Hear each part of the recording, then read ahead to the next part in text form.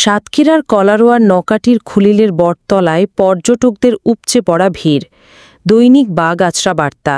সত্য প্রকাশে সাহসী যোদ্ধা। মোহাম্মদ ইমরান হোসেন হৃদয়, সারসা যশোর প্রতিনিধি।